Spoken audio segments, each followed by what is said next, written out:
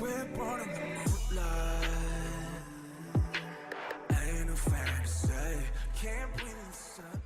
Hello Aromas, this is Aromie here and welcome back to Gilded Shadows. We are here going to let up the game again, and this time we're going to throw the card in the bin you don't need or want it.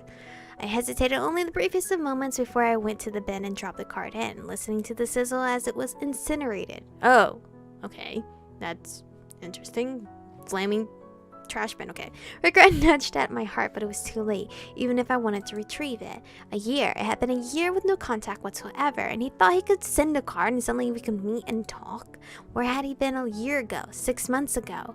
I pinched the bridge of my nose, trying to swallow down. Is 6 months just a year for them? Trying to swallow down the bitterness I thought I'd already gotten over. When he left, I hadn't been angry at first. Not really. He hadn't done anything wrong, and being angry at him was unfair anyway. He wanted to do first-hand research on espers for as long as I'd known him. And when he made the 4th prime tier, we both knew there was a chance he'd be asked to join a program in another city. There weren't many places you could study, so the so-called fairy espers. So when the invitation came, it wasn't a surprise. I mean, sort of. I just hadn't expected that other city to be on the moon. Even so, it's not like I expected him to reject the opportunity or anything crazy. Not for me, not for anyone. But still, a year without a word? I'd gotten one message to say he'd landed safely, and then nothing. Oh wait, I already read this, okay? Not a note saying where he'd be working or living, not a single note to see how I was. Oh, well, that's different a little. He didn't even break up with me properly. Okay, so we were together. Even if he didn't think we could work something out, if he didn't think a long-distance relationship could work, I deserved some kind of closure. Instead, I got a quick peck on the cheek at the station and then silence. Motherfucker! I spent weeks hoping to hear from him. Something, anything. Months hoping he was okay and being torn over whether I should ask his parents or if that would be creepy. And now out of nowhere he was asking if I wanted to meet up because he missed me. What about when I had been missing him? A sour feeling clawed at my heart and I took a slow breath as I pushed the bin shut again. No, I was going to be prying back open that part of my life, much less jumping back into it. I shut my eyes and tried to quash the guilt. It was over and done with. No reason to regret it now, any of it. Sorry, Trey. He had walked away, and in the end, so had I. Happy birthday indeed. Oof. That's a tough. We're gonna take a different route altogether in this one. Okay. Ugh, no, never mind. There was a little logo thing that you guys didn't see. But it was the crown thing. The more I thought about it, the more it looked like a headache. The crowd was basically blocking the entire path. That looked like it would be a pain to fight against. So after a moment of deliberation, I decided to retrace my steps entirely and take a different path. The shouts and noise from the crowd faded behind the sounds of traffic. As I went to the street I'd just crossed instead. There was an alley back there that I'd go through instead. Okay. The crowd was still in view when I reached the alley opening, and as I was about to enter, there was a loud crash like something heavy shattering on the ground. Alarms blared and shouts went up from the crowd. The wail of sirens sounded in the distance and rapidly drew closer. If anything, that solidified my decision to try and avoid the situation. Everyone scattering in the safety department would arrive in minutes to break up any stragglers. It's probably for the best. Whatever had been going on there was inevitable going to start disrupting traffic if the crowd got any bigger. I couldn't help but wonder what had happened though. Maybe it wasn't a performance after all. I stepped into the alley. Okay, so this one, I just avoided it completely. I stepped into the alley and found myself on the narrow path between rows of buildings, now completely cut off from the view of the street. The sirens and commotion had faded a bit. I started up the slight incline, checking my directions quickly to make sure I was still heading the right way. These paths could become a bit of a labyrinth. I hope this bistro is worth the effort. But either way, it was nice to get out of the apartment and just wander around for a while. Ah, fuck! We just run into him! I was about to make another right turn when the sound of hurried footsteps rounded a corner in front of me, and a disheveled man came into view. My eyes went wide. He was sopping wet, ragged, and with hair that looked like it hadn't been brushed in quite some time. And he looked like he was being chased. I quickly lowered my eyes, heart pounding uncomfortably. It wasn't as if there weren't displaced people in Sycilis. Even New Albion had its issues. It was hardly the utopia, the unified triad government, trying to make everyone believe, but you didn't usually see them here. It wasn't really the raggedness that concerned me, it was his eyes. They were a little odd. Even from this distance, I could see that one was strangely pale, while the other gleamed faintly red in the light. drug addict. One of the most popular street drugs at the moment could have odd effects on the eyes. What on earth is going on today? I quickly veered to the path on the right, trying not to noticeably speed up my pace. Please just keep going the other way, please! My heart rose to my throat and lodged there when I heard the unmistakable sound of footsteps following me. He didn't try to catch up, but he didn't turn off anywhere else either. He kept pace, staying a short distance behind me. I could hear him muttering, catching only snatches of what he was saying. They don't know, they try to make me stop, but I'll break it, we'll break it. The sounds, the songs, I hear them calling, slithering in my head. Oh my god. I clenched my fist in my chest and quickened my step. The footsteps behind me quickened as well. Crowns, queens and kings. You can see the truth behind the lies if you open up your eyes and let the stars tell you all their songs. I had no idea if he was talking about me or to me, or if he was simply randomly muttering, but something about the way he spoke set me on edge. I finally broke into a run, horrified to hear him immediately do the same. Wait! Nope, not doing that! I had lived my entire life in this city without ever feeling like I was in danger, but in that moment I felt I was definitely in danger, and this had to happen tonight of all nights. I just wanted to relax, honestly. Unfortunately, for all that he looked like he was about to fall over, the man was faster than me, way faster. I felt like I'd barely gone 5 feet before a hand wrapped around my arm, yanking me backwards. Motherfucker! I let out a scream as I spun around and slammed into the wall. You! Let go of me! My voice went high-pitched and frantic as I struggled to get away from him. Come, my lovely lady Nye, you can hear them in your mind. Open up your eyes. Listen to their whispers. You can hear them. Please let me go. He cupped a grimy hand around my face, leaning in extremely close, pressing his face to the side of my head. I'm not what's holding you down. You're very comfortable right now, sir. Come to sit with me on Neptune's yellow sands. We can find them, you and I. They can save us and everything. What? What? You're one of us. I don't know what you're talking about. His hand tightened painfully on my upper arm. You know. I really don't. I just really needed to call for help, but I didn't want to take my eyes off him long enough to place a call with the safety department. I could send an emergency beacon, but the man pulled me back and slammed me back against the wall. What the fuck? Abuse? You can't. Don't call them back. I have to go. They're waiting, all of them. The court, it's waiting. The court? That group obsessed with espers? I thought they were more of a Delphine problem.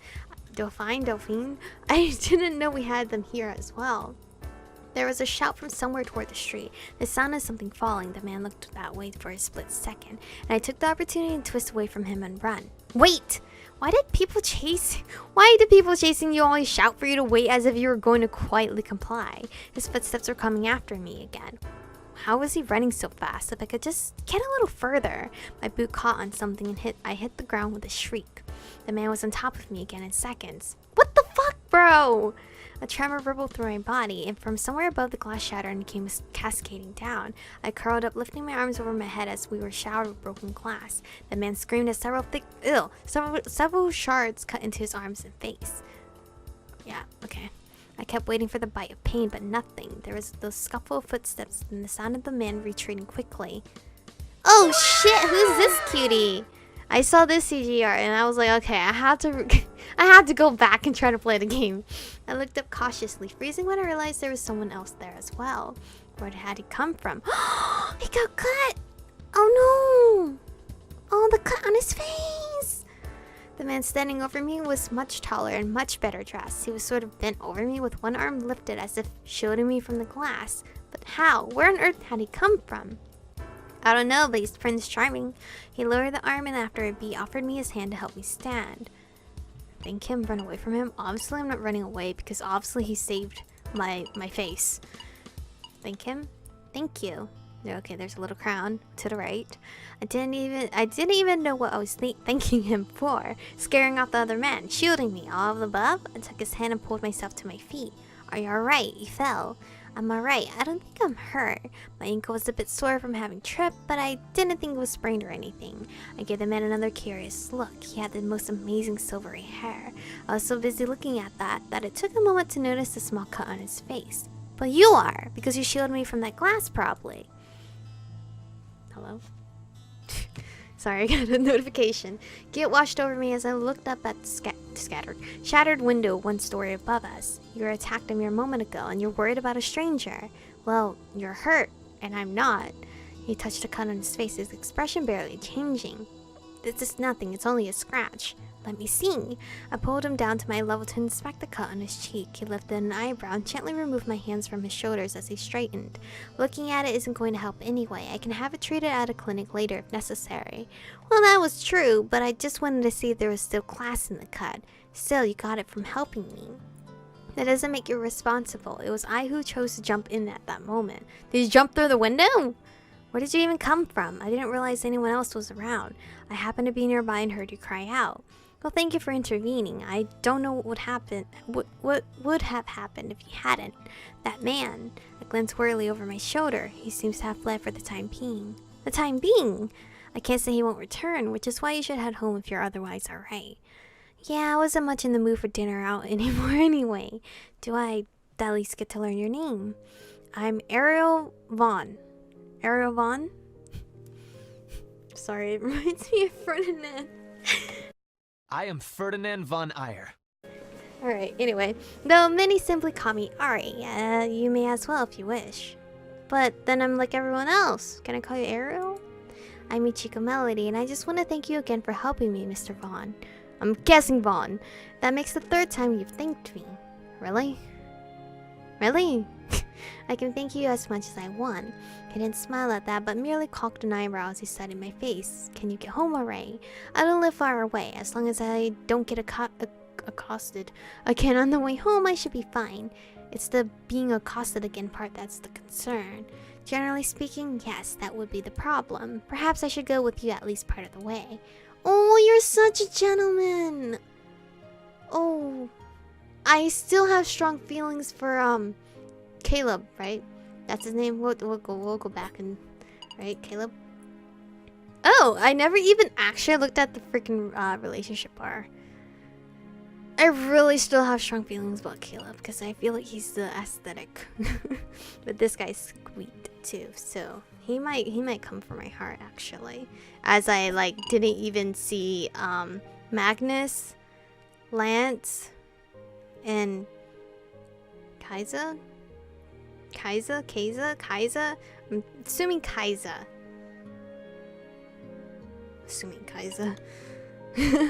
Okay. I hesitated. I mean, I didn't exactly know this Ariel Vaughn either, but he had helped me, and it seemed a bit weird that he'd help me only to try to assault me himself. Whoa. I don't think he'd... No. Besides, he didn't seem the type. I wasn't really much for reading vibes or whatever. But did his eyes change, or have I not been focusing on them?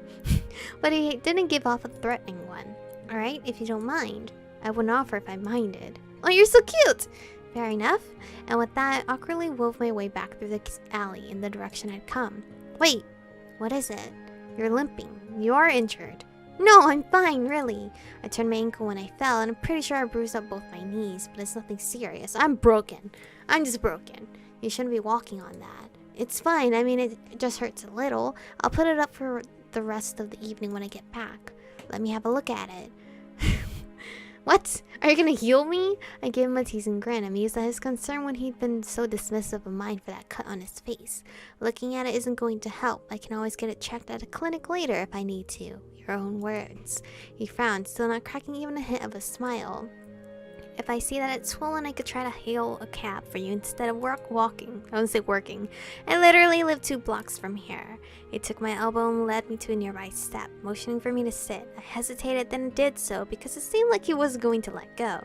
Oh, okay. Hi. He crouched in front of me and pulled my foot onto his knee. Ow. That seems like it'll hurt. Gently easing off my boot, I winced as he started poking around on my ankle in a decidedly not doctor-like way. I studied his face as he examined my ankle, amused by the serious expression. My gaze landed on the cut again, which already had a thin line of crusted over blood. Without thinking, I slid my fingers under his jaw. Whoa, girl! Whoa, he did not consent to this, forcing him to look up as I leaned a bit closer just to check if there was any glass still lodged there. Fortunately, it didn't look like a bad cut. He'd been right about that, and no shards of glass that I could see. Though I wasn't exactly a doctor, I realized he had completely frozen and was staring at me with eyes that were an amazing shade of silver. with little flecks of green. Yeah, it's really beautiful. I suddenly realized what I was doing and instantly released his face. Sorry, the cut doesn't look that bad. Looks pretty good. Neither does your ankle. I don't believe it's sprained. I told you that much. He looked away as he bent to put my shoe back on. Then he quietly stood and offered his hand again. If you're fine walking, you can at least lean on me for support if you need to. I think I'll be fine. I started to lead the way again, and Ari fell into step beside me. I could feel his eyes on me as if he was making sure I wasn't limping too much. I did my best to not limp at all. So, Mr. Vaughn, what do you do when you're not rescuing women in alleys? Not much. Was that so? Did that mean he led a really boring life or a really exciting life? Sounds interesting, I think. We walked in silence until we were back out on the street. There was still a commotion down by the fountain area, but the crowd had dispersed. So, what were you doing in that alley anyway? You heard the incident down there. He nodded toward the roundabout with the fountain at the end of the block. I heard it. I didn't see what happened. I was trying to go around it. I see. Well, the cause of it was that man. Wait, were you chasing him? He wasn't in uniform, so I didn't think he was from the safety department, but I suppose he could have been an investigator instead of an officer. Not exactly. What did that mean? It didn't seem like he was going to give any more information than that. Do you think he was on drugs? His eyes looked a little strange. He was an Esper. Ah. That would probably explain why he was so fast, not to mention strong, but it made the way he had talked to me even more worrisome. I sighed softly. I suppose I should send in a report when I get home. I hope they catch him. He probably should be put somewhere that he can get treatment. I'm sure they've already gotten a clear description of him.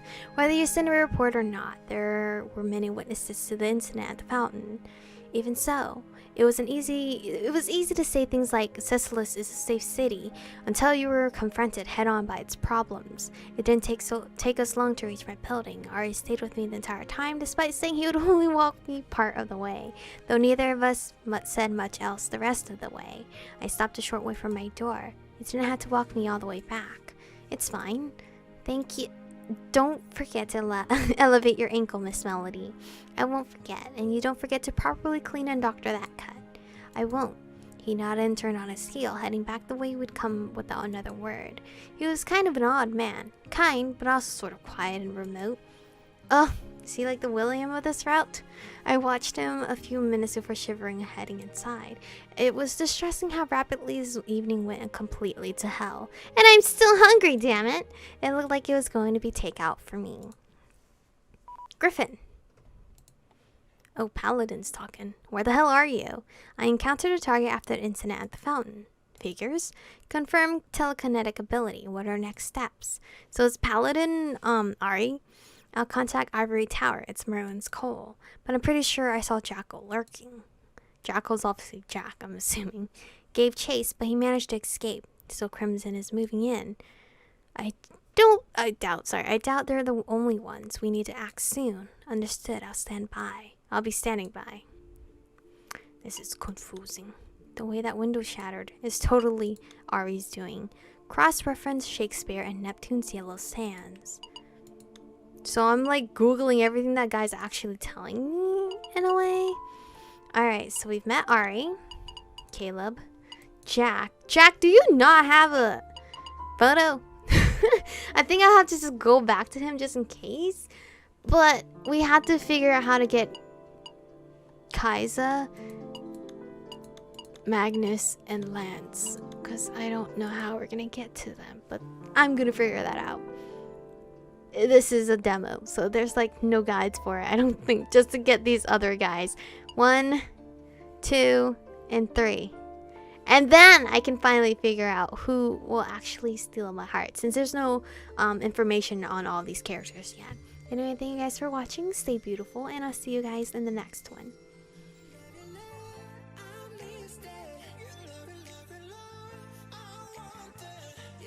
touch it.